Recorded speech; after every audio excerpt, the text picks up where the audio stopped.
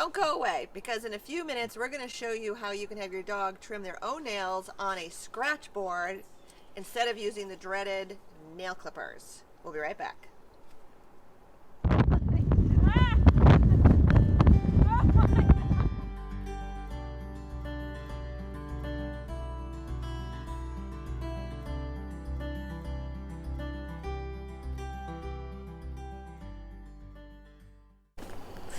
Hi everybody, I'm Denise Mazzola from Everything Dog. Welcome to our free video on how to teach your dogs to trim their own nails. Isn't that awesome? So just to remind you, if you can trim your dog's nails with a nail clipper, good for you, you're all set.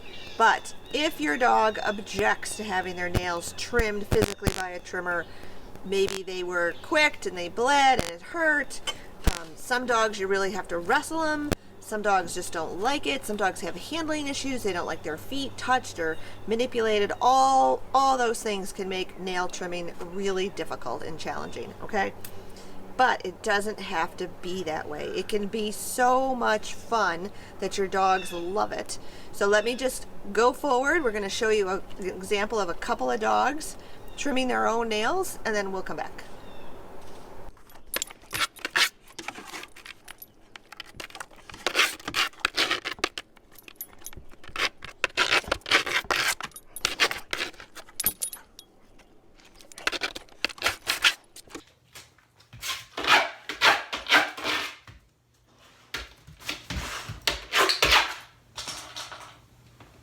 Wasn't that cool?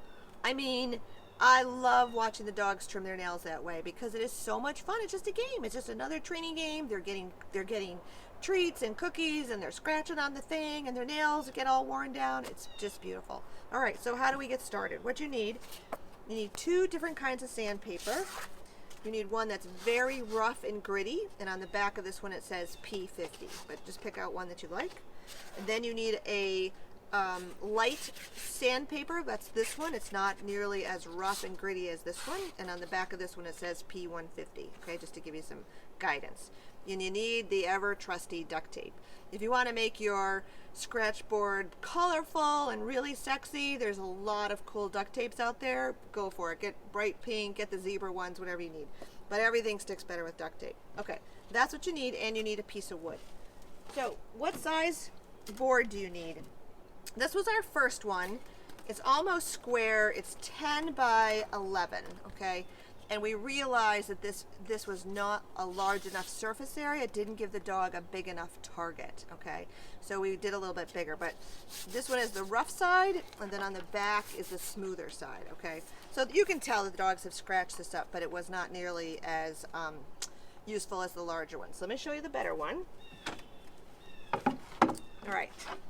So this one has a much longer surface area. It's much a bigger target for the dogs to hit, but the dogs will always be scratching down so that they'll be pushing this down and not tearing it up. Okay, so this is the one side that's very rough, and this is the other side that's very soft and smooth. Okay, so Jubilee here, her toenails are really soft, and she can't really scratch very much on this side because she wears them down super fast. But so she can use this side. We have another dog that's nails are like talons, right? And we almost always have him scratch on this really rough side because it just really takes his nails down really nicely for us, and it doesn't ever hit as quick. Okay.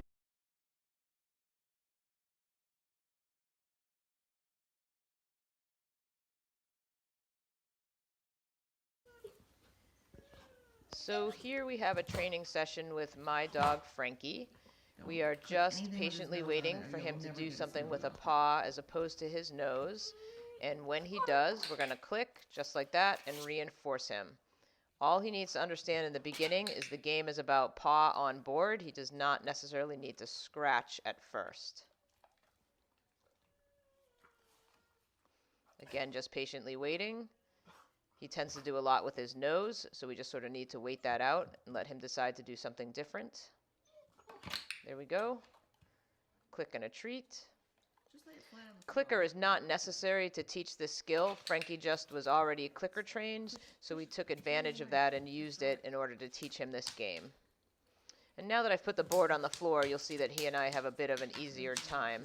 So that's certainly a way that you can do it as well. It does not need to be in your lap.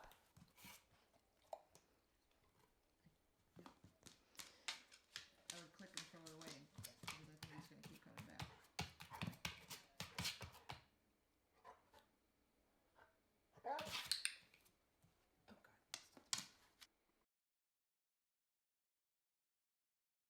Pull him off the board. Here we have Frankie's second session with the scratch board, and you can see he's come a long way in his understanding of what this game is about. We're at a disadvantage here because of the board size, and we will correct that in our next session. Frankie is a dog who really benefited from this game. In order to trim his nails with clippers, we needed to muzzle and medicate him. So this was just a much nicer way to get his nails worn down and trimmed to a reasonable size.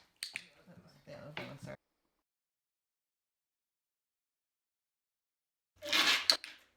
Here we have Frankie's third session with the scratch board. You can see that we've adjusted the size of the board at this point, which makes the game much easier for both of us. And I've gone back to putting the board in my lap because that's just how I preferred to play the game, but certainly not necessary. You can absolutely leave it flat on the floor.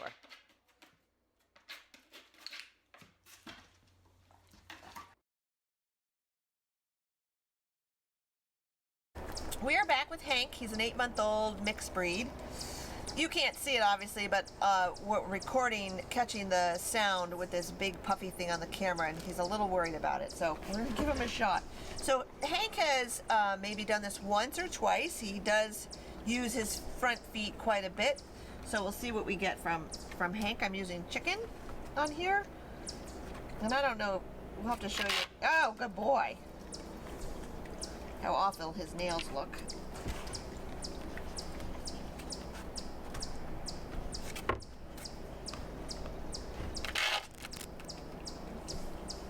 So that's his left foot. That's still his left foot. So he's more of a lefty, but we'll see if we can get him to do this with his right foot as well. So I'm going to switch hands. That was nice. So it's about 3. Hank, you make it look so easy. You're like a pro. So I just, there.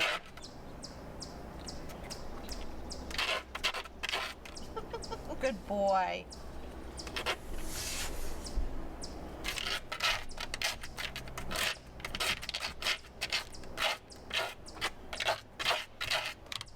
That was pretty good.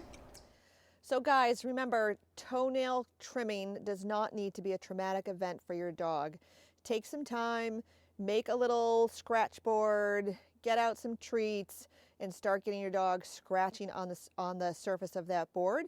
Be sure you're using 2 different types of sandpaper, one which will be very coarse so that it will really trim down the dog's nails, and one that will be very soft. And the purpose of that one is to keep the behavior going, so you can keep working on that every couple of days and not just once a month. Also, in the notes below, we're going to post 2 links to 2 commercial scratch boards that you can take a look at and decide if you don't want to make your own. You can certainly purchase one of those. We have no affiliates, no nothing. We just did a little Google search on Amazon and found those for you. So thanks for joining us, and I can't wait to see you guys again, and stay for the bloopers. That's nice. You're running it. Right. Right there, right there. Whoa, too much. Back up just a little bit. A little more. That's good. Oh, no, it's not. And I'm just sitting to show you that you can do this sitting as well. I'm gonna hold that. Good girl. Oh, sorry, it's a fail on my part.